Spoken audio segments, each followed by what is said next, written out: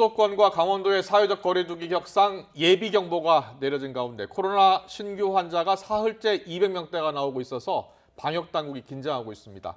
어제는 휴일이었는데도 코로나19 신규 환자 223명이 나왔습니다. 특히 요양원과 병원에서 확산이 이어지고 있고 전국적으로 새로운 집단 감염이 발생하면서 확진자 증가세가 이어지고 있습니다.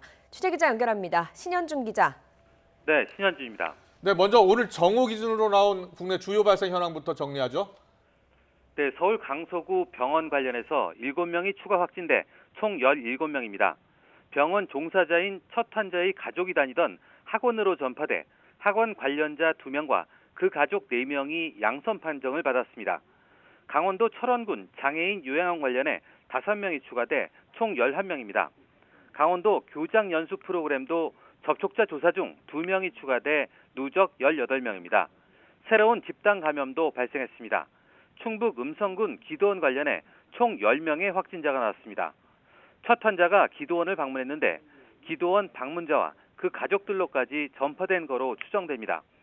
경북 청송군 가정모임에서도 14일 첫 환자 이후 18명이 확진돼 누적 확진자가 총 19명입니다.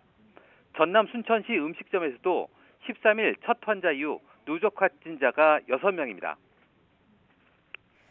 네, 방역당국이 수도권과 광원 지역의 거리두기 격상을 지자체와 논의하고 있다고 밝혔죠. 네, 정은경 중앙방역대책본부장이 오늘 브리핑에서 밝힌 내용입니다. 최근 일주일 수도권의 하루 평균 신규 확진자는 99.4명으로 1.5단계 격상 기준인 100명에 바짝 다가섰습니다. 강원도는 하루 평균 확진자가 13.9명으로 1.5단계 기준인 하루 평균 10명을 넘어섰는데요. 정 본부장은 이에 따라 수도권과 강원 지역에서의 거리두기 단계 조정 여부를 중앙과 지자체가 협의를 진행하고 있다고 말했습니다. 또 환자 1명이 얼마나 많은 사람에게 바이러스를 옮기는지 보여주는 감염 재생산 지수 R값은 현재 1을 넘어 1.12라고 밝혔는데요. 단기적으로 2주나 4주 뒤에 300명에서 400명 가까이 확진자가 발생할 수 있을 것으로 예측된다고 경고했습니다.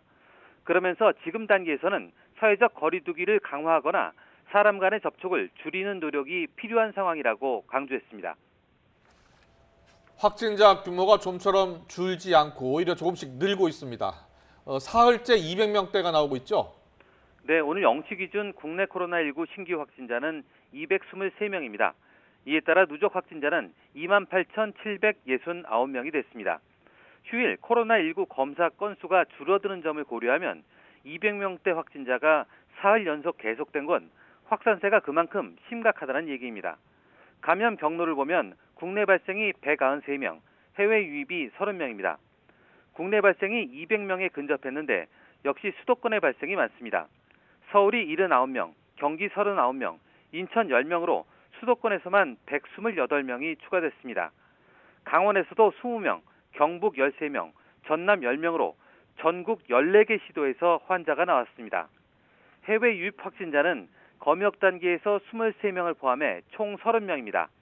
또 어제 하루 사망자는 1명 늘어 누적 사망자는 494명이고 위중증 환자는 1명 줄어 55명입니다. 지금까지 사회부에서 YTN 신현주입니다.